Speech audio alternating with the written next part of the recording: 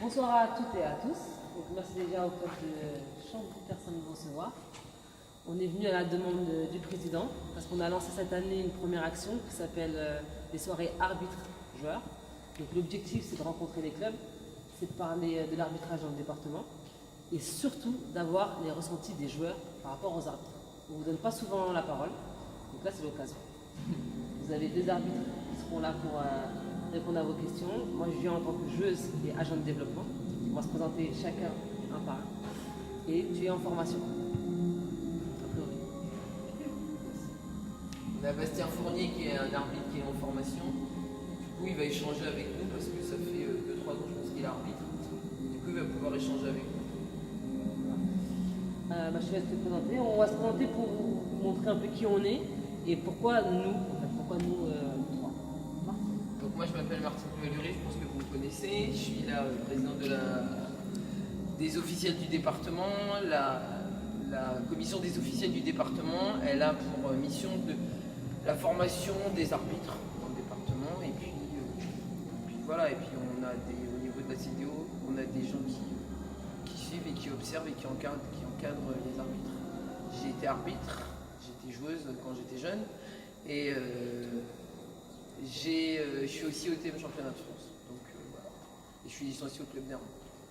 Donc effectivement l'action citoyenneté c'est effectivement pour donner la parole aux joueurs. Je pense que c'est le seul moment où ils ont le droit de dire tout ce qu'ils ont à dire sur les arbitres sans être sanctionnés. Donc les trois, on en a déjà fait 3 entre octobre et décembre et il y a des choses qui sont ressorties très intéressantes que vous allez voir quand on va échanger. Il y a des choses que vous exigez de la part des arbitres, mais les arbitres aussi exigent des choses de la part des joueurs. Et donc je vais laisser Tarek Abdallah se présenter, qui fait aussi partie de la commission des arbitres et qui lui s'occupe au niveau de la commission des officiels de la formation des arbitres. Comme elle vient de tout dire, hein. C'est pour l'instant, moi c'est clé. Donc Tarek Abdallah, comment? Vas-y, pardon. Donc je fais partie de la commission des arbitres, d'accord. On a pu se croiser pour certains sur le terrain. Donc, je fais de la formation pour jeunes et j'évalue aussi dans le département, d'accord. Ça peut aussi être un suivi justement pour pouvoir comprendre certaines choses dans l'arbitrage.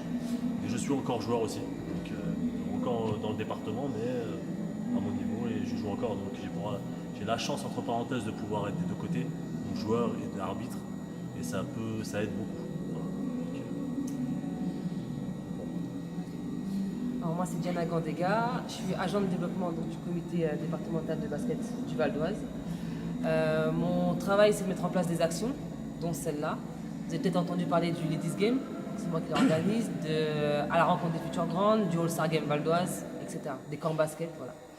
Ça c'est en tant qu'agent de développement. En tant que basketteuse, j'ai été internationale malienne, j'ai joué pour l'équipe nationale donc, j'ai fait les Jeux Olympiques, championnat du monde, Coupe d'Afrique, etc. Et aujourd'hui je joue à Franconville en National 2. Donc comme Tarek, je serai un peu des deux côtés, enfin plutôt du côté joueuse. Et je pense que je vais à un moment venir m'asseoir avec vous de l'autre côté parce que j'aurai des questions à poser. Bastien? Moi je m'appelle Fourier Bastien, je suis licencié au club de Cormet à Parisis. Je suis arbitre départemental et je suis en formation et je suis aussi joueur junior et senior au club de Cormet. On va commencer les questions. Alors, qui est arbitre? Est-ce que vous avez déjà arbitré dans votre club ou pas du tout? Est-ce qu'il y en a qui ont déjà suivi des formations ou pas du tout? Entraîneur? Formation animateur? Animateur. On va rentrer tout de suite dans le vif du sujet. Qui a déjà eu des sanctions? Faute technique, disqualifiante. Rapport. Dossier. Une? Pas de dossier? Non, je crois pas. Technique? J'ai eu des techniques, j'ai beaucoup d'antisportifs cette année. Wow, oui, c'est ça. Et toi, Chris? Le caméraman. Vas-y, retourne la caméra, t'as cru. Personne d'autre, jamais eu de technique dans ta vie? Je crois que j'en ai eu une. J'étais à Beaumont. D'accord. Ensemble, ouais. Une? Non, Jamais? non plus. Non plus? Combien d'années de basket? 6, 6 ans? 5. 5? Moi, c'était il y a longtemps, mais une bonne dizaine d'années. Moi, j'ai joué quand j'étais plus jeune, donc j'étais. C'est-à-dire que là, t'es très vieille. J'ai commencé quand j'étais enfant. D'accord, ok. Moi, en cumulé, je dois être à 15 ou 16 ans. On va parler aussi un peu au niveau des coachs. Vous avez déjà eu des fautes techniques bancs? C'était par l'arbitre comme ça. Il n'y a pas d'arbitre comme ça. Ah, c'est un arbitre pas officiel, quoi, je veux dire. Si, C'est un arbitre club. si, Non, mais- justement. je sais pas, après. Non, non, il n'y a pas d'arbitre club et il n'y a pas d'arbitre officiel. À partir du moment où on prend le sifflet, de fait, on devient officiel. D'accord. Voilà. D'accord. Tu penses que ça On va a moins de valeur? discuter, on va On va en discuter. discuter tout Ouais, à l'heure. ouais, après, Vous les jeunes, jamais de faute technique? Combien d'années de ça va pas basket? tarder, c'est moi. Première année? Ah, d'accord. Deuxième? D'accord. Ça va pas tarder, peut-être. Ça arrive. Pour les personnes qui ont déjà eu des fautes techniques, est-ce que vous pouvez me dire si c'est par rapport à un geste que vous avez fait ou à la parole? Parole. Geste. Parole, geste.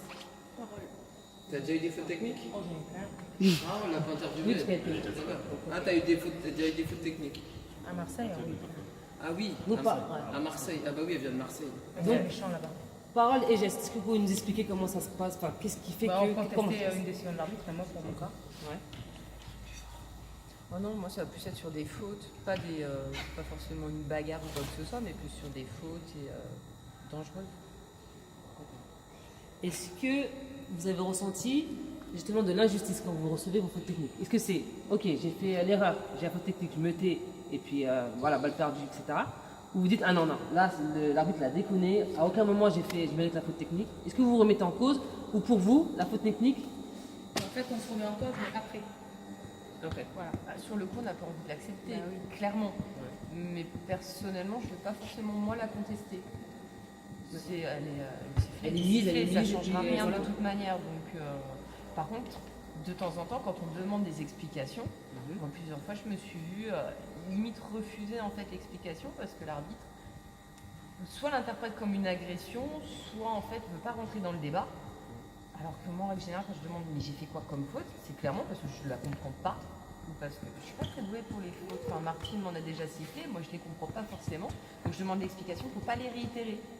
Sauf que des fois, quand on les demande, bah, à la limite, on va s'en prendre une autre, une technique ou autre, parce que bah, donc je refais les fautes. Donc est-ce que tu pouvais répondre c'est quoi ton prénom? Marie. À Marie, sur ça. Qu'est-ce que tu veux Sur qu'on le réponde? manque de communication, parfois t'es joueur et tu veux savoir, je comprends pas pourquoi j'ai eu cette technique, et tu sens sur le visage de l'arbitre que si tu reposes la question, tu vas en avoir une seconde. Comment vous pouvez expliquer ça? Bah, mais j'ai envie de dire, tous les arbitres ne réagissent pas comme ça. Il y a des arbitres avec qui le dialogue il est facile et il y a d'autres arbitres qui prennent une demande de joueur comme une agression, une justification et une remise en cause. Du coup, ils se ferment. Et du coup, à partir de là, la communication, elle est fermée et on ne peut rien faire. Il y a un joueur, à plusieurs reprises, lui a demandé des explications, et non, elle s'est fermée, elle est restée sur elle-même, et après le match a dégénéré, Oui. et après ça a fini en bagarre générale. Alors. Donc des fois, les arbitres, je pense qu'ils sont la cause de certaines bagarres aussi. Je ne suis pas certaine. Je ne peux pas te laisser dire que les arbitres sont la cause de la bagarre. Mais comme je disais à Marie, il y a des arbitres qui, à partir du moment où tu leur demandes une explication, ils ont le sentiment qu'on remet en cause ce qu'ils font. Et du coup, le dialogue il est fermé et c'est super compliqué. Tarek, quand il arbitre, il est dans la communication. Moi, je suis dans la communication. Mais je ne suis pas dans la communication tout le match. Tarek, lui, il va vous expliquer. Moi, je communique. J'explique une fois, deux fois, trois fois. Au bout de trois fois, les gens ne comprennent pas. Tu commences à sanctionner. Et puis après, s'il faut monter, eh ben, il faut monter. Mais effectivement, il y a des arbitres qui ne sont pas du tout dans la communication et qui, bien sûr, sanctionnent tout de suite. Après, Tarek, tu fonctionnes comment, toi? Après, on va être très clair. Nous, les arbitres, on nous demande de siffler l'évidence. Si la faute elle est évidente et vous voulez demander une explication, on ne va pas s'arrêter toutes les 3 secondes pour vous dire là t'as tenu, là t'as poussé. Quand c'est une évidence et tout le monde a vu, quand c'est litigieux et que c'est sur 1, 2, 3 actions dans un match, pourquoi pas? Mais de toute façon, vous le voyez tout de suite, vous le voyez sur les premières actions au niveau des joueurs. Vous voyez les joueurs qui veulent jouer au basket et ceux qui, dès qu'ils vont être touchés ou ça ne va pas leur plaire, ils vont demander. Après, on ne peut pas demander tout le match. Il ne faut pas rester 4 fois 10 minutes à demander pourquoi là, pourquoi. Donc il faut comprendre aussi que être arbitre, c'est pas juste venir arbitrer et repartir, c'est que c'est une préparation. Moi personnellement, je me prépare sur les matchs, que ce soit à n'importe quel niveau où j'ai pu arbitrer. C'est une préparation, c'est une concentration, c'est comme les joueurs. Quand on voit les joueurs s'échauffer, nous les arbitres, si on est sur le côté, on est en face de la table, c'est pas pour rien. C'est parce qu'on est déjà dans notre match, on se concentre, et derrière, voilà, derrière on est là pour arbitrer. Après on peut se tromper, ce qui peut arriver. Moi ça m'est déjà arrivé de dire à certains joueurs ou même à certains coachs en fin de match, bah, écoute sur celle-là, c'est pour moi, je me suis trompé. Mais quelqu'un qui va réclamer tout le temps, on peut pas laisser faire. Parce que ça veut dire que vous êtes 10 joueurs sur le terrain, il y a les coachs, il y a les bancs. C'est-à-dire que si à chaque fois qu'il y a une faute qui est sifflée ou une violation qui est prise, vous avez un retour d'un joueur qui dit je suis pas d'accord, je suis pas d'accord, je suis pas d'accord, expliquez-moi, non, on s'en sort plus. Je pense. Hein. Non, mais ça, je suis d'accord, mais là, on parle de faute de base. Moi, je parle sur des techniques ou vraiment des choses qui sont. Je suis d'accord avec toi. C'est vrai que quand on prend une faute technique, deux solutions. Vous demandez tout de suite, vous attendez la fin du match. Quand vous voyez que la communication elle est fermée avec l'arbitre, le mieux c'est d'attendre la fin du match. Entre parenthèses. Après la douche, on peut se poser 5 minutes et discuter, le match est terminé. Ah, tu peux aller voir l'arbitre en lui disant voilà, pourquoi tu m'as mis la faute technique à ce moment-là. S'il s'estime, entre parenthèses, que c'est des contestations répétées, il te dit voilà, t'as pas arrêté de demander, t'as demandé 3, 4, 5 fois, je t'ai prévenu, t'as continué, je t'ai sanctionné. Si maintenant il n'a aucune raison, là à ce moment-là, oui, tu peux penser que tu as été lésé. Alors, ça dépend du type d'arbitre que tu auras en face de toi. J'ai dit, moi personnellement, je suis ouvert à la communication. Avant de mettre des fautes, je ne suis pas un pro de la faute technique.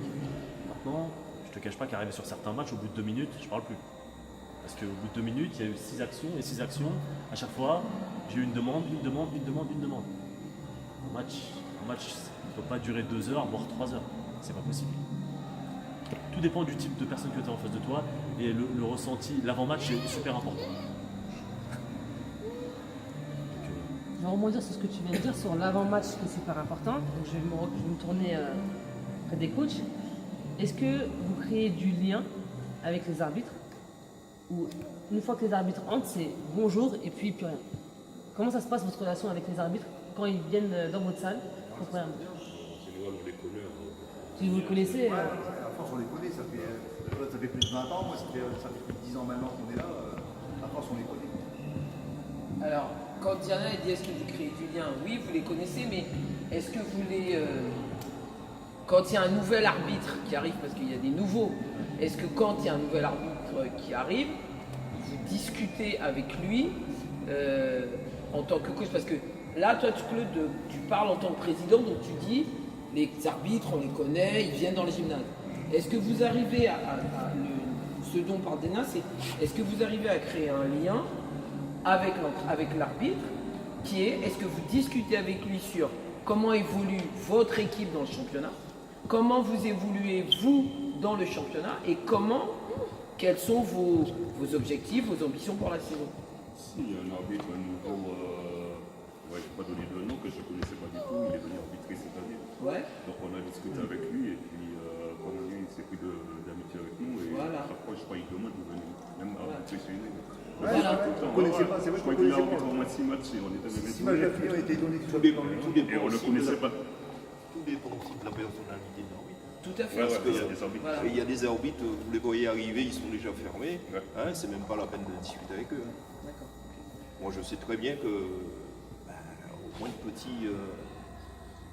la moindre petite étincelle, ça va péter. Donc, c'est même pas la peine de discuter avec eux. Et c'est de là que moi, je suis pas toujours d'accord avec les arbitres. D'accord.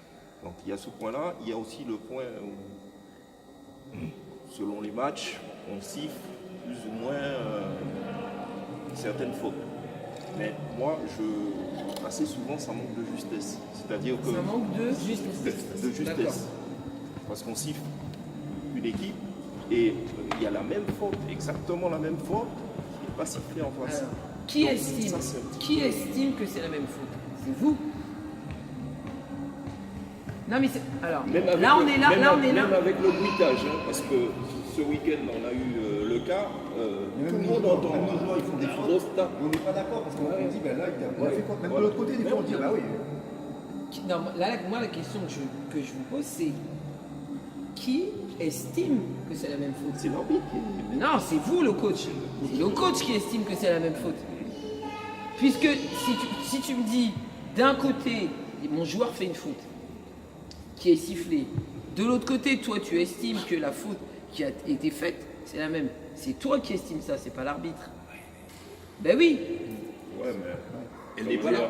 Elle n'est pas là, la faute. il y a des coachs qui connaissent des arbitres et des fois, certains arbitres sont influencés par des coachs. C'est différent. Ça, c'est pas la même chose. Ouais, mais ça, c'est différent. Il y a des fautes qui ne sont pas sifflées parce que l'arbitre, il a peur des coachs, c'est que le coach, il a raison. Il y a des coachs qui... Enfin, il y a des matchs, on a vu ça. Les arbitres qui sont liés avec les coachs, donc en parlant de liens, donc...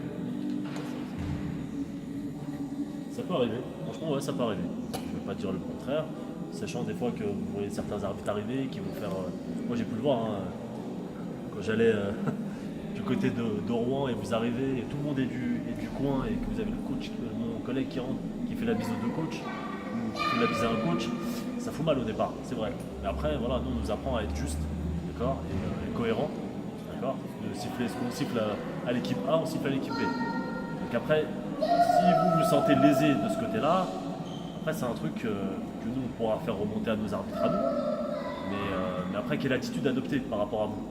Venir, être plus strict? Non, le but c'est de rester quand même assez convivial, même si c'est un match de championnat, quel que soit l'enjeu, quoi qu'il arrive, ça reste du plaisir et du loisir. Après, de dire que oui, quand tu rentres certains arbitres, ils vont voir des coachs, ils parlent avec certains coachs, oui ça malheureusement, tu auras toujours le fait. Mais après, il faut juger l'arbitre sur le match en entier. Peut-être que sur une action A, il ne va pas siffler, sur l'action B, d'après la même faute, il va la siffler. Mais après, il faut prendre un peu de recul. Et pourquoi pas essayer de discuter après avec eux à la fin du match. Je pense que la communication d'après-match devrait se faire plus entre les arbitres et les clubs qu'elle ne l'est actuellement, parce qu'actuellement, je pense, hein, et je le vois dans certains cas, l'arbitre il vient, il siffle son match, la fois il est terminée, allez, au revoir, et hop, il s'en va. On peut prendre 5 minutes pour discuter. Et que le match se soit bien passé ou qu'il y ait eu... Même quand le match il se passe bien, moi je pense que c'est intéressant de discuter à la fin du match avec les coachs, les joueurs, et pour avoir un espèce de ressenti. Pas être tout le temps fermé. En négatif. Tout à fait, ouais. Après, on peut ne pas être d'accord. Enfin, il y a des actions où toi tu vas avoir faute, moi je vais pas avoir faute. Ou inversement. Et dans ce moment-là, voilà. On n'a pas la même vision de la faute. La même façon de D'accord, voir. moi je coach aussi. Donc aujourd'hui, j'ai sur les 3 tableaux. Je joue, j'entraîne et j'arbitre. Donc j'ai. Je ne vais pas dire que j'ai le recul nécessaire, mais j'ai un certain recul. Et peut-être que si on arrive à mettre en place cette discussion d'après-match, ça peut peut-être aider tout le monde, hein. Vous, les joueurs et les joueuses, et même nous les arbitres. Voilà, non, mais après, on est toujours dans le même cas. Après, tu as les arbitres, je ne te cache pas, j'ai eu quelques matchs dans ma vie qui ont été très très compliqués. Et je te jure que quand j'avais fini la feuille, la seule chose sur envie, c'était de m'en aller. Mais après, tu prends le temps. Après, une fois que le match est terminé, il faut savoir aussi redescendre. Et des fois, que ce soit les joueurs ou certains coachs, ils mettent certains temps à redescendre du match. À se dire que le match, ça y est, il est fini, la feuille elle est fermée. Le match il est fini, il faut passer à autre chose. Et à ce moment-là, tu redeviens entre parenthèses un être humain normal. Et tu vois, où la discussion elle peut être ouverte si les deux parties sont d'accord. Moi, je vois, dans la formation des arbitres qu'on fait maintenant, on leur demande, c'est quelque chose qu'on leur demandait pas particulièrement, mais on insiste maintenant dans la formation des arbitres pour leur expliquer que quand ils arrivent sur une rencontre, il ne faut pas qu'ils arrivent fermés. Il faut qu'ils arrivent effectivement pour siffler leur match, mais il faut qu'ils arrivent aussi pour pouvoir échanger avec aussi bien les coachs que les joueurs. Et à partir du moment où quand ils arrivent, ils se présentent au club, ils se présentent au coach. Déjà, à partir du moment où tu arrives, que tu te présentes au coach, que tu vas juste dire un simple bonjour au coach, tu as déjà créé un premier lien. À partir de là, tu peux voir si je dis bien tu peux, hein, c'est pas sûr à 100%, mais tu peux voir si tu vas pouvoir discuter ou pas, rentrer dans une communication avec l'arbitre. Après, voilà quoi. Mais c'est quelque chose qu'on met en place dans la formation de la semaine accélérée, dans la formation des arbitres depuis à partir de maintenant. Donc voilà. Pour la direction, et coach. Quand vous avez, là on va prendre l'exemple des joueuses, c'est l'équipe senior féminine. Si des joueuses présentes se prennent une technique, une deuxième, une troisième, elle en prend une pendant la saison, qu'est-ce qui est fait dans le club? Est-ce qu'il ne se passe rien? Ou est-ce qu'il y a des choses qui sont faites au niveau de la direction par rapport aux joueuses?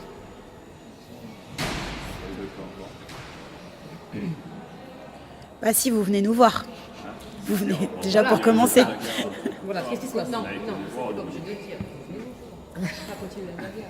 Voilà, vous venez nous voir. Si ça dégénère ou s'il se passe quelque chose, on va les voir quand même. Parce qu'il y a une année aussi, on avait même suspendu une joueuse de nous-mêmes. C'était bagarre entre joueuses du même club. Donc on suspendu et ensuite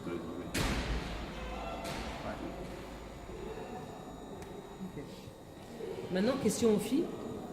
Lorsque vous prenez justement cette même technique, est-ce que c'est pas évident? Même je suis joueuse, en général, comme tu disais, tu as ta technique, bon bah tu passes à autre chose, tu l'as assumé, c'est fini. Est-ce que vous pensez un peu plus loin et que vous regardez les personnes qui vous regardent, le club qui a peut-être payé une sanction à cause de votre comportement et les jeunes qui viennent vous supporter?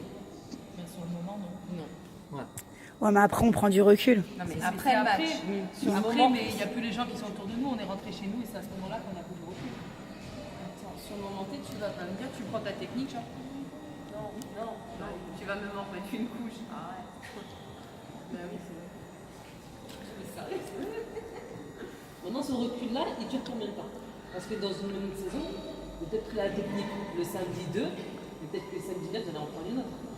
Qu'est-ce qui fait que le samedi 2, tu en as pris une et que le 9, tu vas en prendre une autre? Ça dépend de la technique que tu as prise. Si c'est une technique de comportement, si tu l'as faite 15 jours plus tard, bah juste t'es con en fait. Non, mais ça va très bien. Non, mais c'est pas Oui, mais c'est Marie. Mais après, quand tu connais Marie, tu sais que ce qu'elle dit, c'est censé. C'est censé. Après, tout le monde ne réagit pas comme ça. Mais voilà, après quand c'est une technique pour un geste, une action ou autre chose, tu dis bon, bah ouais, je vais faire gaffe ou autre chose, mais ça dépend de tes explications. Moi je sais que mes premières antisportives cette année, c'est Martine qui me les a sifflées. Elle est derrière. Non, mais attends. Mais oui, mais tu siffles quand même quelque chose avec sanction. Elle récupère la balle, elle shoot. C'est la même. Mais elle m'a expliqué. Et à la fin, on en a discuté. Bon, il y a des trucs que je comprends toujours pas que je fais, mais je suis toujours pas au point du nouveau règlement, de l'ancien. Mais voilà, au moins on arrive à avancer. Le but, c'est pas de réitérer. Mais si tu pars sur un comportement, forcément l'approche et la réaction sont complètement différentes. Tout le monde est d'accord? C'était très bien formulé. Très bien. C'était Très bien formulé.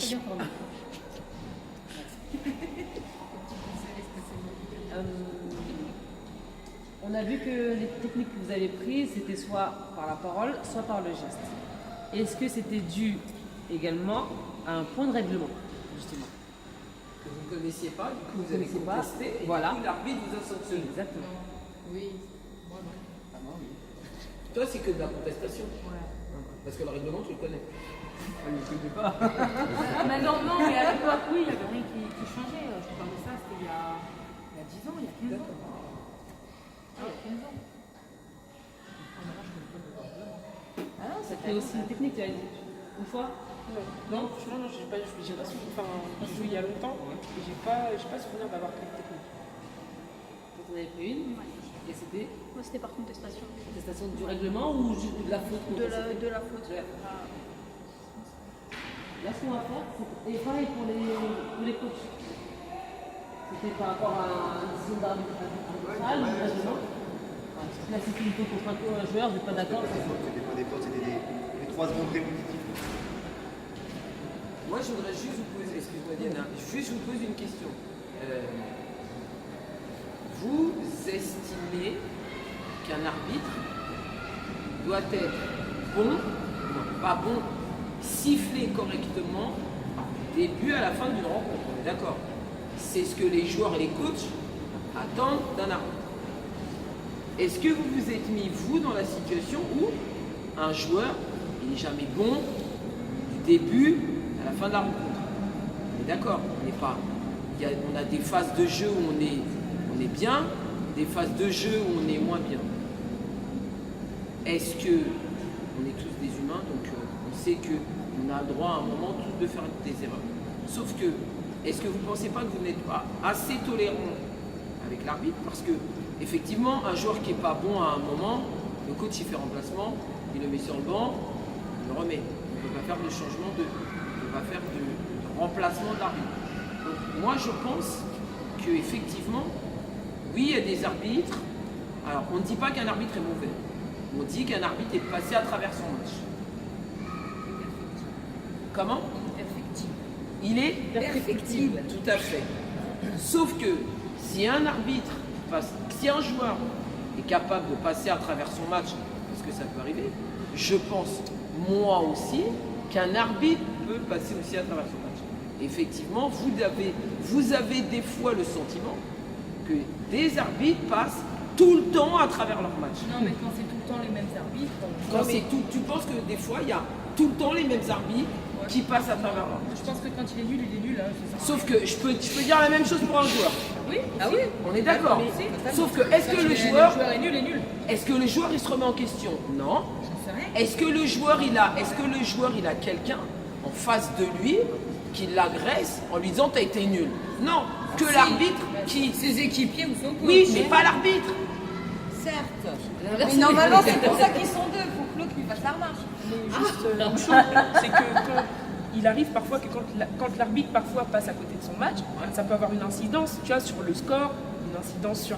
Tu vois ce que je veux dire? Et en tant que coach, tu es là, tu regardes, bon, ça m'est arrivé, pourtant j'entraîne des petits, ça m'est déjà arrivé, je suis sur le banc, à un moment donné, je parle pas, tu vois, parce que c'est pas dans ma nature de péter les plombs.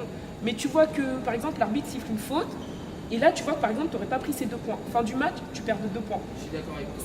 Là, tu les as là. Alors, oui, moi je suis d'accord, mais... Et là, c'est un boule.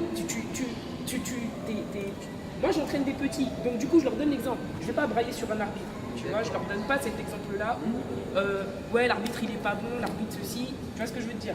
Mais l'arbitre, ça m'est déjà arrivé, que l'arbitre, il lui fasse un truc de fou, de perdre le match sur 2 points, alors que mes gamins, c'est pas non plus des grands joueurs, mais ça te fait mal au cœur. L'arbitre, sachant que, je tiens à le dire, moi ça m'est déjà arrivé, je parle d'un match en particulier où, à la mi-temps, tu vois, j'ai dit je ne vais pas embrouiller l'arbitre pendant le match, je ne l'ai pas embrouillé d'ailleurs.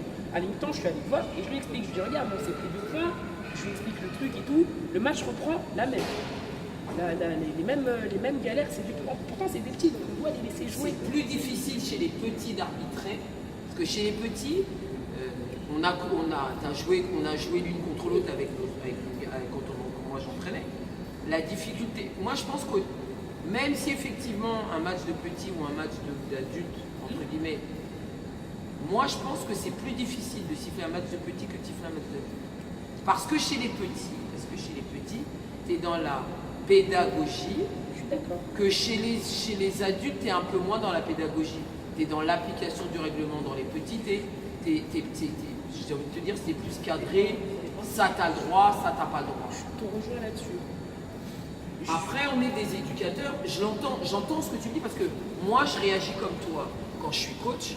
C'est-à-dire qu'effectivement, je ne vais pas être content après un arbitre à qui je vais avoir expliqué. T'as laissé jouer parce que c'est des enfants, oui, mais derrière, je prends 2 points. Et ça, c'est pas possible. Comment est-ce que j'explique à mes petits, parce qu'on est dans la pédagogie, que ça, t'as pas le droit de le faire, que l'arbitre, qui est le représentant, entre guillemets, de la rencontre et qui est censé le diriger, n'a pas sanctionné alors que nous, on n'a pas le droit de le faire. Et que de l'autre côté, par exemple, tu ne vas pas me le sauver. Comment est-ce qu'on explique ça à des enfants? Après, c'est un autre débat. Oui, je te rejoins. Mais tu vois, ça reste toujours mon avis. J'estime que quand tu arbitres des enfants, c'est vrai que tu es dans la pédagogie, tu dois leur expliquer et tout. Le problème, c'est que tu as beaucoup trop d'arbitres. Maintenant, après, comme tu dis, à partir du moment où tu rentres sur le terrain, tu es un arbitre, on te respecte, c'est ce qu'on apprend aux petits. Sauf que les petits, des fois, viennent te voir, te posent la question, et tu n'as pas de réponse à leur donner. Je suis d'accord avec toi, mais tu peux rien faire. Tu es l'arbitre, tu vois. Ils disent, ouais, mais pourquoi là, je prends l'exemple, un gamin, il fait 4 pas pour aller 4, 5. Enfin, je vais dire, tu vois, généralement, quand tu as des débutants, tu vois avec l'arbitre et le coach d'en face. Mais c'est le quoi? On est d'accord, c'est ce qui se passe. Tu viens voir l'arbitre, tu regardes le coach en face, on discute, comment elle est ton équipe, ils sont bien. Donc tu dis à l'arbitre, clairement, pour eux, siffle. Ou pour ceux d'en face, bon, ils débutent, forcément, voilà, c'est un peu plus compliqué. Et c'est là que ça devient encore plus compliqué parce que tu siffles pas les mêmes choses des 2 côtés. Donc du coup, coup, l'équipe qui se débrouille bien, on leur siffle tout. Et l'équipe d'à côté, ben, tu te dis, bon. Et ça, c'est chez les petits. Chez les adultes, j'ai envie de te dire, tu fonctionnes pas. Non, heureusement. Un arbitre, Ça serait pratique, Heureusement. je serais curieux d'écouter ce que tu as à dire. Quand on a parlé qu'on demande à un arbitre d'être bon, cohérent du début à la fin de la rencontre par rapport au jeu. Je suis entièrement conscient qu'on a envie de rendre un passage à vide sur le match. Hein, c'est humain, comme je le dis. Hein, donc, moi, ce que je voulais entendre, c'est que il y a certains matchs où tout le début du match, même la première mi-temps, ça se passe super bien. L'arbitre, moi, c'est déjà arrivé à la mi-temps où je lui fais même des félicitations. Je lui dis, allez, la deuxième mi-temps commence. Là, on commence à avoir des fautes. Donc, moi, j'aurais pu prendre ça comme étant sa phase, sa mauvaise. Sa phase où il Voilà. passe à travers son match. Ok, Exactement. d'accord.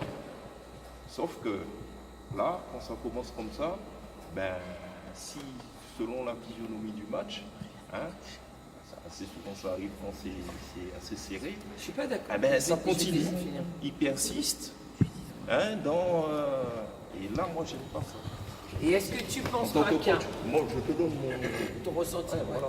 Et est-ce que tu penses pas, comme tu dis, à un moment où... Pourquoi est-ce que, obligatoirement, quand tu es dans un moment critique, tu penses que ça vient de la faute de l'arbitre? Pourquoi ça ne viendrait pas de la faute des joueurs qui, à un moment, eux aussi, sont dans la mauvaise phase? Parce que les joueurs, ils peuvent être dans la mauvaise phase. Et effectivement, l'arbitre peut être en même temps dans la mauvaise phase que les joueurs. Eh bien, il doit avoir un redressement quand même. De la part de qui? De l'arbitre, des joueurs. Eh oui, Moi- sauf que moi, s'il y en a un c'est des mon deux, rôle, c'est tout mon à fait. rôle après Sauf que si de- tu en as un des deux, on va dire que l'arbitre, il est en phase de descente et que ça va pas, et qui remonte. Mais que tes joueurs, eux, restent dans leur phase en bas. Tu vas dire, qu'est-ce que tu vas penser? Tu vas penser que c'est l'arbitre, qui est trop strict avec tes joueurs. Or, c'est les joueurs qui n'ont pas réussi à relever leur niveau de jeu. Et ça, on l'a vu. On l'a déjà vu dans des rencontres où effectivement, tu as des joueurs qui disent que c'est de la faute de l'arbitre, ceci, cela, et que quand ils sont tout seuls, moi, ce qui me met le plus en colère, c'est quand j'entends les coachs des joueurs dire c'est la faute de l'arbitre, alors que les joueurs, tout seuls contre 0 sur un Léa, Ouais, mais là, on parle du jeu. Moi, je parle un arbitre de base, s'il vient sur une rencontre, oui, admettons, il y en a deux. On attend qu'ils soient impartials, les deux. On attend voilà, que les deux soient impartials. Il y en a un qui fait pas son boulot, admettons. L'autre doit compenser. C'est le rôle d'une... C'est le rôle d'une équipe aussi. C'est-à-dire qu'il y a un joueur qui fait pas son boulot, le reste doit compenser. Voilà, on va partir dans ce rôle-là. Quand on voit que les deux arbitres, au final, l'un ne vaut pas l'autre, je pense qu'on a de quoi aussi pouvoir râler et dire bah non, il y a un... alors moi, il y a des choses que je peux pas te laisser dire. Tu ne peux pas dire qu'un arbitre vaut ou ne vaut pas. Ouais. On peut pas se on dit pas un joueur il vaut ou il vaut pas, non, c'est pas possible. Qu'il est bon ou qu'il est pas bon dans ce cas-là. Mais si, toi-même tout à l'heure tu disais, des joueurs il est nul, il est nul. Non, je dis pas qu'un arbitre est nul. Je dis qu'un arbitre passe à travers son match. Oui, mais non, on parlait de joueur. Quand on disait un joueur, s'il est bon, s'il est nul, il est nul. Bah, un arbitre, nous, on va pas employer ce mot passe à travers son match. Non, il est mauvais, il est bon. Voilà, c'est tout. Ok. Là, il doit parler des arbitres de club, parce qu'en arbitre officiel, c'est pas pareil. Les arbitres de club, comme vous avez compris, quand le score est serré, parce que là, c'est tellement... Ouais, mais c'est ça. Des fois, ça tire On comme sait ça. très bien Pas qu'ils tout le savent temps, parce que t'as des parce arbitres. qu'ils ont déjà donné une prestation qui vaut félicitations, presque. Et après, moi je ne comprends pas qu'il y ait un revirement de situation comme ça, hein, justement quand il faut justement relever la tête et se concentrer sur son arbitrage. Il y aurait peut-être un travail à faire justement sur, comme tu dis, les arbitres de club. Dans le sens où, comme tu dis, le premier mi-temps se passe très bien, c'est perfect, c'est tout ce que tu veux. En deuxième mi-temps, ils changent la rencontre. Ça s'est vu, je te dirais. Mais après, est-ce que justement, il ne pourrait pas y avoir un travail, que ce soit peut-être au niveau du club dans un premier temps, et pourquoi peut-être pas un travail même avec nous, pour essayer justement d'essayer d'effacer cette mentalité-là, parce que malheureusement, c'est dans pas mal de clubs. Parce que moi, je suis le premier, là, je suis le premier. Certains joueurs, les jeunes, hein, ils disent non, j'ai pas fait faute. Je suis le premier à crier, oui, tu l'as fait. Hein, je m'en prends à mon joueur. Tu peux prendre la relève. D'accord? Oui, tu l'as fait. Donc, moi, quelque part, j'approuve que l'arbitre, ouais, il y a bien faute. S'il a sifflé, il y a bien faute. Mais bon, oui, moi, je suis contre. Pour moi, c'est un petit peu dégradé au fur et à mesure la rencontre. Alors que assez souvent, ça arrive sur des rencontres où c'est assez important. Après, voilà, la différence qu'on a avec les arbitres clubs et les arbitres vraiment, comme je dis, officiels, il y a les arbitres formés et validés, c'est qu'aujourd'hui, on n'a pas encore, malheureusement, on ne peut pas être dans tous les gymnases pour pouvoir être là et derrière chaque match, en regardant pour que ça se passe très bien. Et justement, il faudrait que dans l'avenir, avec Diana et même avec le comité, Martine et compagnie, voir si on peut justement concentrer un travail sur les arbitres, vraiment les arbitres clubs, et avec les arbitres officiels, hein, tout en restant avec les arbitres officiels, mais pour pouvoir effacer ce genre de choses. Après ça, malheureusement, c'est très bien que l'être humain est comme ça, et pour le changer, sur certaines facettes, c'est compliqué. Par contre, là tu as parlé des arbitres clubs et arbitres officiels, d'accord, on peut parler du département. Là, moi, je vais me mettre côté joueuse, excusez-moi. Moi aussi, je suis joueuse. Voilà, voilà. Moi, je suis joueuse, d'accord. Vous parlez de faire une formation avec les arbitres officiels, en club, etc. Moi, je joue en région, j'ai joué en national. Et les problèmes qu'on rencontre en département, on rencontre en national. Que ce soit le coup de sifflet qui peut changer, ou qui n'est pas très cohérent, qui ne paraît pas cohérent. Les fautes techniques qui nous tombent dessus alors qu'on ne comprend pas. On se dit mais là il n'y a rien eu, boum, faute technique. Après j'ai une première question. Est-ce que les arbitres sont obligés, non, de prévenir avant de mettre une faute technique? Est-ce qu'il y a une obligation ou ça dépend de là déjà? Ça dépend du type. Moi je vous dirais que dans un premier temps, la première réponse ça serait non. On n'est pas obligé de prévenir un joueur pour lui mettre une faute technique, que ce soit à la première minute, à la deuxième, à la troisième et quatrième minute. Maintenant, pareil, en fonction du contexte, on n'est pas là pour allumer les joueurs. D'accord, on est là pour, avant tout, voilà, on est là pour faire dans la communication et que tout se passe pour le mieux. Et c'est vrai que le mieux, c'est de prévenir. Maintenant, si un joueur arrive au bout d'une minute et vous crie dessus comme pas possible et vient réclamer comme pas permis, moi je lui mettrai une faute technique tout de suite. J'attendrai pas la deuxième minute ou le troisième coup de sifflet. Donc au départ je vais te dire non, après en fonction des cas que tu as en face de toi, pour que ça se passe bien on va prévenir. Parce que tu sais très bien que si tu mets une faute technique au bout de la première minute, les gens vont se braquer, les joueurs vont se braquer, et après en général quand les joueurs ils se braquent ou le coach se braque, derrière le match il n'est pas agréable vis-à-vis des joueurs et même vis-à-vis des arbitres, parce qu'on est là pour le plaisir et on est là pour arbitrer, on n'est pas là pour sanctionner les gens, on n'est pas des policiers. C'est ce que les gens des fois ne comprennent pas. Donc, mais voilà, moi je sais que je préviens, en général je préviens. Sauf si vraiment l'action est trop grosse et que dans les gens qui sont dans la salle, si vraiment c'est évident qu'il faut que je mette une faute technique. Les policiers ne sont pas là que pour la sanction. Comment? Les policiers ne sont pas que là pour sanctionner. Hein. Ah, non, je sais bien, mais je veux dire, voilà, quand on voit un arbitre, il n'y a pas de souci là-dessus, j'en suis conscient. Ouais, non, mais c'est la vérité. Quand tu vois, enfin, moi je sais que quand certaines personnes voient des arbitres, tout de suite, c'est comme si c'était la police. Ouais. Donc on n'est pas là pour ça. Mais des fois, tu viens de le dire. Mauvais que les flics de toute manière. Voilà, voilà ce que je pourrais dire là-dessus. Tu vas voir ce que je vais dire. J'ai une autre question. Moi, par exemple, là, avec le nouveau règlement qui est sorti, des fautes antisportives, c'est hyper compliqué. Le mois dernier, et je le dis clairement devant la caméra, c'est la première fois de ma carrière que j'ai pris, pas une en antisportive, déjà une, c'est la première fois, deux en 10 minutes. C'est Martine qui arbitrait? C'est pas Martine. C'était de la Nationale 2, et pour moi, c'était n'importe quoi. Parce qu'il y a le nouveau règlement qui est sorti, donc on va le voir ensemble, sur l'arrêt de la contre-attaque, donc on fait antisportive, le contact un peu trop agressif, etc. Et en fait, j'étais juste sur la fille part en contre-attaque, je suis à son niveau, je ne suis pas le dernier défenseur. La fille dribble main droite, je suis côté main gauche, je lui tape le ballon par derrière, faute. Moi je dis bon, bah, pour lui il pense que j'ai tapé la main. Anti-sportive. Qu'est-ce qu'il t'a donné comme argument Quels Quels sont les critères qu'il t'a donné? Les critères, dernier défenseur. Il a estimé. Il a estimé. Donc c'est un jugement. C'est un jugement. de la part de Que l'arbitre j'étais que tu étais le le dernier défenseur. Deuxième antisportive, moins de 10 minutes après, rebond, la fille prend le rebond, je suis en face d'elle, d'accord? Elle va pour partir, je lui tape le ballon. Pour lui, la raison, je coupe la contre-attaque. Alors que je lui intercepte la balle dans son dribble. Deux antisportives, fin du match, Diana, tu vas dans les vestiaires. Non, tu vas pas dans les vestiaires, parce que tu n'as même pas le droit de rester ni sur le banc, ni dans les gradins. Je devais quitter la salle. Sérieux? Mais, Alors, ah oui, je t'explique. voilà. Je t'explique. Tu t'habilles, tu te douches et tu pars. Je t'explique. Ah ouais? Le règlement, il est clair. Un jour, tu t'es super prêt quand même. Toi. Ah non, mais lui, c'est un keuf. Non, mais mets-toi où elle est plus. Voilà. Le règlement, il est clair.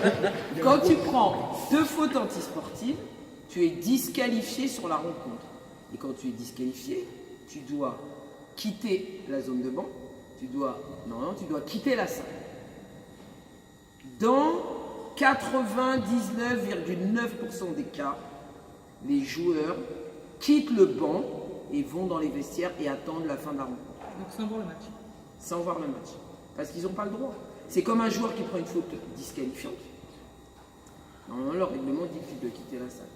Mais c'est un peu aberrant. Qu'est-ce qui est aberrant? On parle d'une antisportive. Là, tu prends l'exemple de ces deux antisportives. Oui.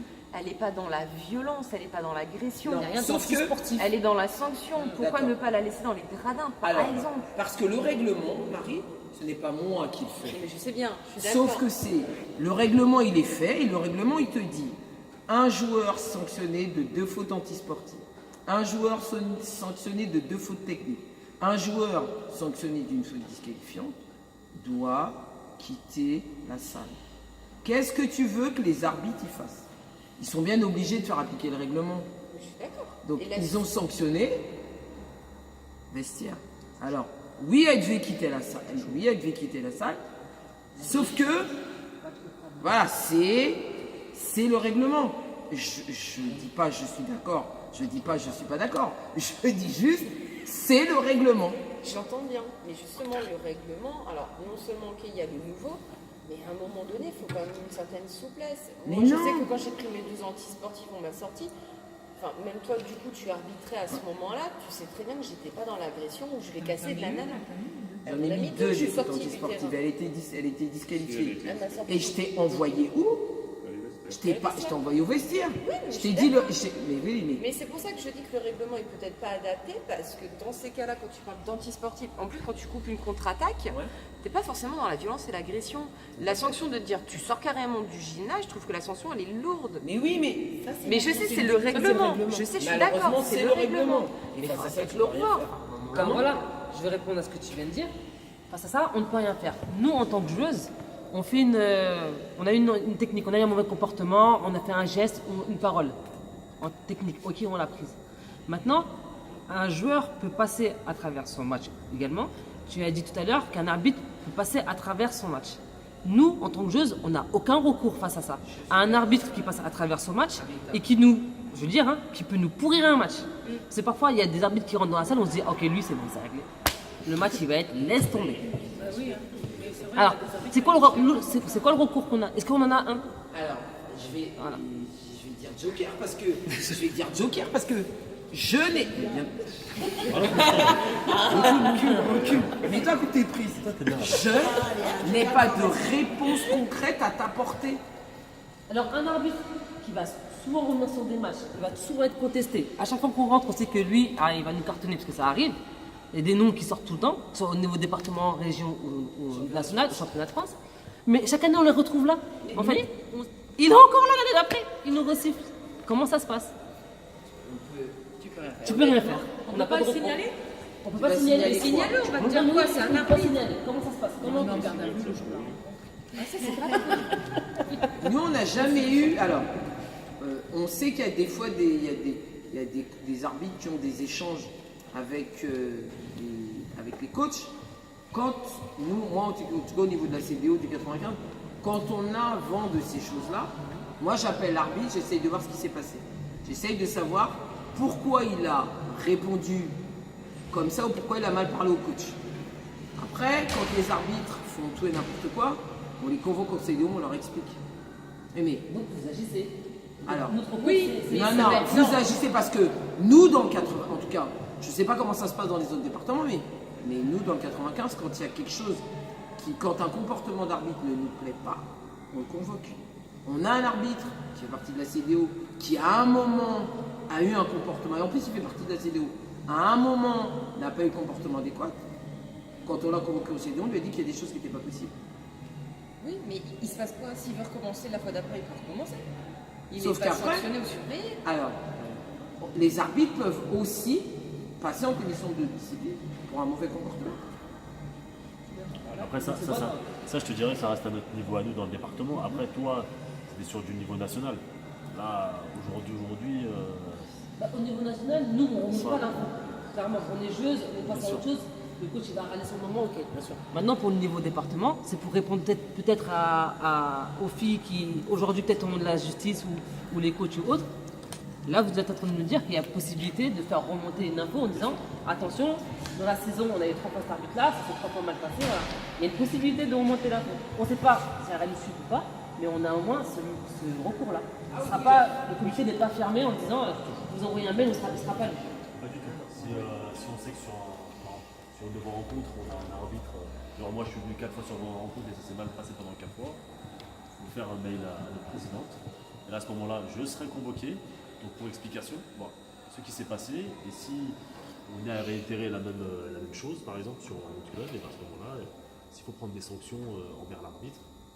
On demanderait éventuellement une ouverture de discipline, mais. Ouais, mais là, du coup, on parle pour des arbitres officiels. Si tu prends des arbitres de club. Ah, mais face aux arbitres de club, j'ai envie de te dire que c'est pas nous, votre la problème. CDO, on n'a aucun recours. On n'a pas de recours. On n'a mais vraiment pas. Un coach, c'est des arbitres de club, est-ce qu'il a le droit de vérifier lui-même, à demander à vérifier les licences? Oui. C'est l'arbitre. Alors, Non. ce qui se passe, c'est que quand on a un doute sur la qualification d'un joueur, le coach peut dire à l'arbitre, écoutez, j'ai un doute sur la qualification d'un joueur. Donc l'arbitre vérifie les licences. C'est l'arbitre qui vérifie les licences. C'est pas les coachs. Il a un doute sur la vice de qualification. procédure alors. Non. On va pas commencer à rentrer dans le débat des problèmes, des vices de procédure et des.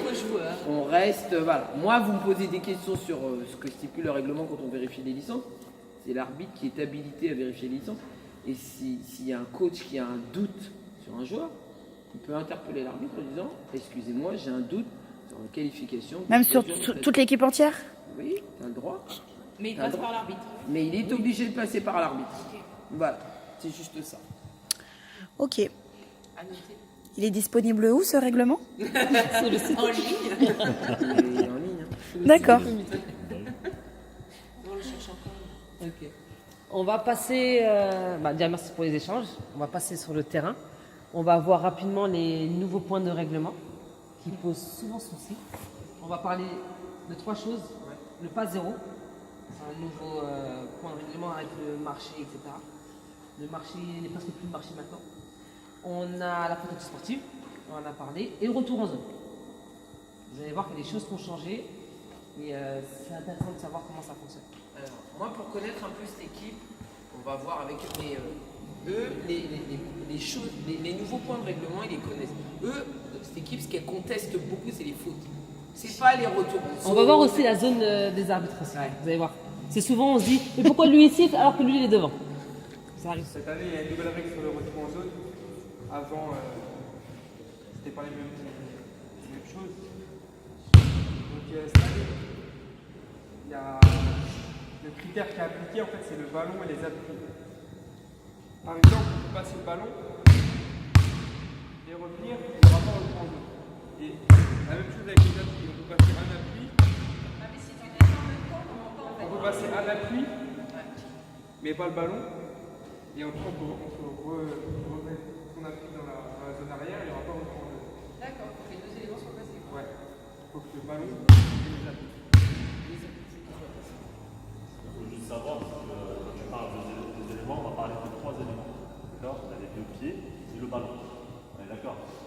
suis mes 2 appuis en zone avant et que je dribble en zone arrière, je peux revenir. D'accord? Ça marche. Si le ballon est en zone avant et j'ai fait 2 appuis en zone arrière, j'ai toujours un élément en zone avant et 2 en arrière. Par contre, à partir du moment où j'ai 3 éléments, c'est-à-dire les 2 appuis et le ballon en zone avant, à ce moment-là, je ne peux plus revenir en zone arrière. Si je reviens à ce moment-là, il y a retour en zone. Sinon, il n'y a pas retour en zone. Et si maintenant t'es sur la ligne comme ça C'est bon pour vous? C'est clair. Vas-y. Une nouvelle règle sur le marché, c'est le pas zéro. Donc maintenant, on peut entre guillemets faire 3 pas dans certaines situations.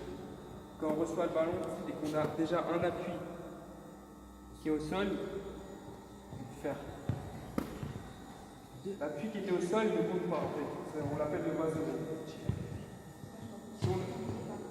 En fait, si on reçoit le ballon et qu'on a déjà un appui, ça c'est le pas zéro.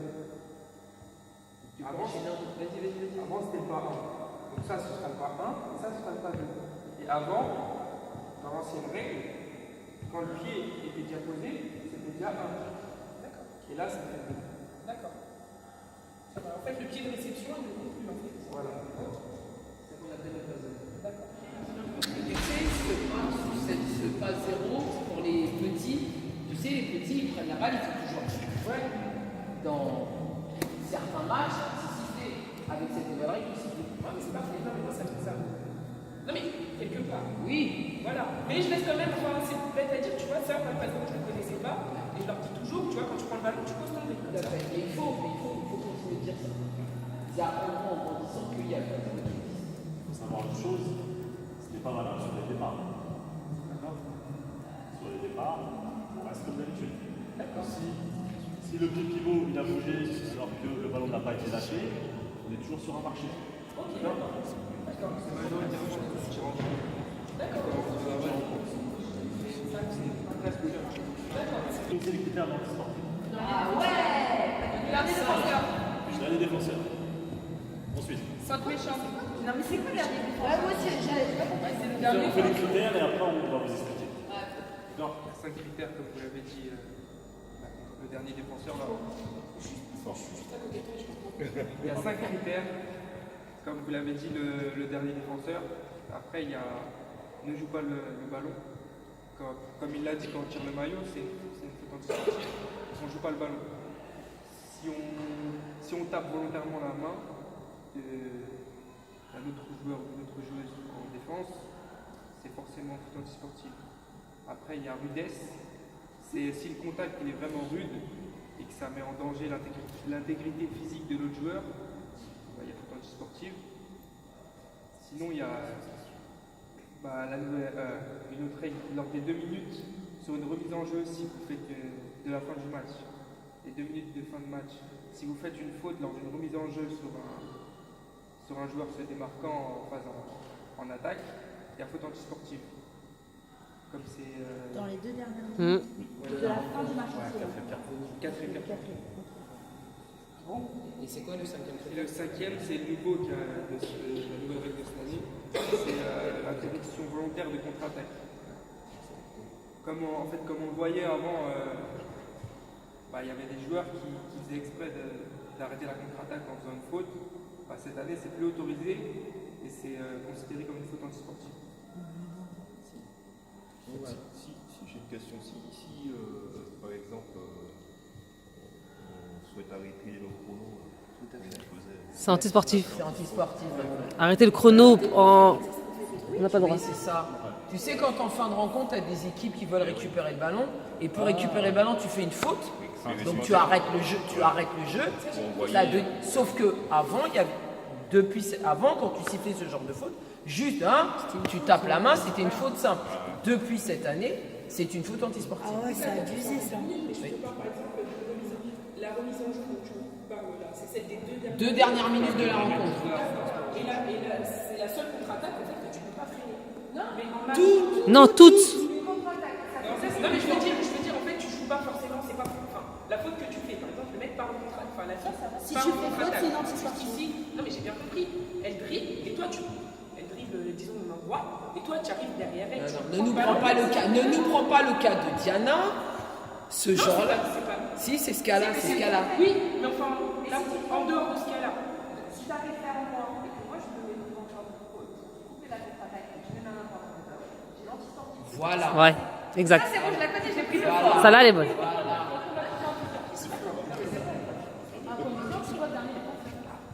Ah, moi j'ai compris, c'était ça, dernier défenseur. Hein. Tarek explique les 5 cas. On va vous les montrer, les 5 cas, ça va être plus simple. La faute rude, d'accord, la faute rude. Marie, elle sait les faire, les fautes rudes. Voilà. Viens Marie, viens. Vas-y, fais une faute rude. Marie, elle est déjà là, mais fais une faute. Tu vas redouble pas, Vas-y. et moi j'arrive. Voilà. Ça, c'est une faute rude. Mais Marie, elle me dit, je l'ai juste percuté, j'étais lancé dans mon élan. Je courais à côté. Je courais à côté d'elle. Voilà, Voilà, je courais à côté d'elle. Je courais à côté. Mais oui, je cours à côté quand je veux pour la contrer. Bah oui, je tu cours comme ça, toi, c'est ça le problème. Ça, c'est de la rudesse. On est sur la rudesse. Ensuite, on a dit ne joue pas le ballon. D'accord. Dribble, vas-y. Par exemple, Dribble. qui dribble, je viens là. Ah, mais c'est quand même sur le porteur de ballon. Ça veut dire qu'admettons, non, mais parce que par exemple, il y a une faute, voilà, t'es sur un bloc en mouvement, mais rien à voir, hein. C'est pas lui qui a le porteur. Une siffle faute, c'est pas une anti-sportive. Non, Ah non, ça, c'est faute normale. offensive. Ouais. D'accord. Non, mais ok. D'accord, Oui. ok. Vas-y. Viens voir ne joue pas le ballon. La troisième faute. Donc, on prend un rebond, l'équipe A prend le rebond, première passe, il va pour partir en contre-attaque, et là, je suis la contre-attaque. Alors, j'arrête le jeu, Tac.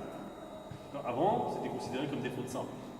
C'est-à-dire, quand je dis contre-attaque, voilà, je viens taper, vraiment là, j'arrête le jeu. Avant, c'était sur des fautes simples, maintenant, on passe sur l'anti-sportif. Ça, c'est celle à 2 minutes. Non, tout le temps. Là, sur rebond défensif, lui, équipe A, moi, équipe B, donc j'étais en attaque, je tire, on perd la balle. Il y a un rebond de son coéquipier, première passe, j'arrive, je peux couper la contre-attaque, je l'arrête net. On n'est plus sur une faute simple, mais anti-sportive. Voilà. C'est carré, il n'y a pas de souci. Vous savez, pour la rudesse, généralement dans la rudesse, c'est les joueurs qui vont en double pas, et il y en a un qui veut défendre et il croit qu'il va bâcher, et tellement il est en colère, en gros, il l'assassine. Ça, généralement, la rudesse, c'est dans 90% des cas que les arbitres ici, la rudesse en dessous. Sur le lay-up. Sur le double Là, pas. le cas du dernier défenseur. D'accord. Le cas du dernier défenseur, il attaque par là-bas, donc il va avancer là-bas. Arrête. D'accord. Je suis défenseur. Je suis le dernier défenseur de mon équipe. D'accord. C'est l'attaquant. Entre l'attaquant et le panneau, il n'y a personne. Et donc, il va en contre-attaque et moi j'arrive. Donc, si j'ai un contact par derrière ou sur le côté, c'est faute anti-sportive. Parce que je suis dernier défenseur. Je suis dernier défenseur. Toute mon équipe elle est derrière moi. Ouais. Et lui il part en contre-attaque. Mais attention, entre Dernier, la zone où l'attaquant est et le panneau, il faut qu'il n'y ait personne. On est d'accord? Si tu passes devant lui, non. Mais à partir du moment où tu es derrière lui et que tu as un contact dans le dos, sur le côté, c'est une faute anti-sportive. D'accord? D'accord sur ce cas-là? Tu es le dernier défenseur, tu n'es pas le premier, parce que la défense elle est là. Et Donc, ta défense elle est là. Quand tu vas dernier cas, on a vu dans un quatrième carton sur remise en jeu. Donc tu es le dernier défenseur. Si j'ai pas encore fait la passe et il y a un joueur A, une ceinture, un joueur B ou qui pousse, c'est faute anti-sportive. D'accord? Avant que le joueur ait remis le ballon en jeu. Ok, juste une petite chose. Alors, juste pour que vous, on va faire un truc très très simple, que vous sachiez un peu comment ça se passe chez nous les arbitres, d'accord? On va se mettre sur cette moitié de terrain là. Donc les arbitres, on est deux arbitres, c'est jusque là il n'y a pas de problème, vous savez. Nous, les arbitres, on a des zones à respecter. On est arbitre, on a des zones à respecter. Donc on a l'arbitre que nous dit de tête, attends, lâche ta balle, ça va. Donc il est en tête de l'action. Moi, je suis en queue de l'action. D'accord? Sur du jeu posé, on doit quadriller tout le terrain. Enfin, le demi-terrain, en tout cas, doit être quadrillé par les deux arbitres. Sur ce demi-terrain-là, nous, le terrain, on partage en 6 zones. Qui sont la zone 1, 2, 3. Vous prenez, entre parenthèses, l'imaginaire avec les enregistrements. D'accord? Vous partagez le terrain en 2. Ça fait 1, 2, 3, 4, 5 et 6. D'accord? Vous prenez plus ou moins pareil cette zone-là. Donc là, c'est la zone 1, la zone 6. 2, 5, 3, 4. D'accord? Et en fonction que le ballon, on a des zones de responsabilité. C'est-à-dire que, en fonction où le ballon est, on doit regarder quelque chose. D'accord? Pour faire simple, les zones de responsabilité, elles se partagent comme ça. Arbitre de queue, donc queue d'action, je dois gérer la zone 1, 2, 3 et la zone 6. D'accord? Pour mon collègue, il doit gérer la zone 4 et la zone 5. D'accord? Très simple. Donc le ballon est dans la zone 2, c'est pour moi. Quand il est en zone 4, c'est pour mon collègue. C'est vraiment juste pour que vous ayez une idée de qui regarde quoi. Après, nous, chez nous, le briefing d'avant-match est super important, parce que c'est à ce moment-là qu'on nous donne des conseils, à savoir sur telle action ou sur telle phase de jeu, qui va où et qui regarde quoi. Alors ça, ça peut vous aider aussi à comprendre certains coups de sifflet de certains arbitres, des fois qui ils sont, en parenthèse, un arbitre de queue qui vous siffler du temps bas, ou qui, dans l'arbitre de tête, il va siffler à certains moments. Voilà. Un droit d'arbitre ici, même en zone 5, même en zone 6, ça reste cohérent.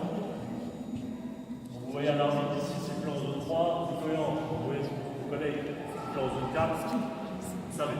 Maintenant, quand vous voyez des arbitres qui sifflent, entre parenthèses, en zone, ça peut arriver, mais chez nous, ça s'appelle de l'aide. En fonction de ce que vous avez comme petite action, on peut venir aider son collègue. Mais bon, tout ça, après, c'est des choses que nous, on se dit.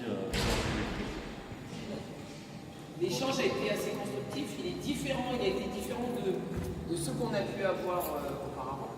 Là, on a ressenti chez vous un petit peu une forme d'injustice de la part des arbitres. Mais moi, je le prends pas mal, hein. Honnêtement. Là, c'était le moment où il fallait se lâcher, où il fallait dire les choses pour qu'on s'améliore nous au niveau de la formation des arbitres. Vous avez posé des vraies questions, vous avez posé des cas concrets, donc merci à vous et merci pour l'accueil. Merci à vous aussi, c'est intéressant. J'espère que ce qu'on vous a apporté comme info. Alors, je ne dis pas que vous allez arrêter de râler contre les arbitres, je ne dis pas que vous allez arrêter de râler contre les arbitres. J'espère, j'ai toujours un petit sentiment en disant j'espère juste que vous allez mieux comprendre les arbitres. Je repars toujours avec cette espèce de petit sentiment en disant peut-être que la relation avec les arbitres et les coachs et les joueurs peut peut-être mieux se passer. Mais tout dépend. Comme nous, on a tout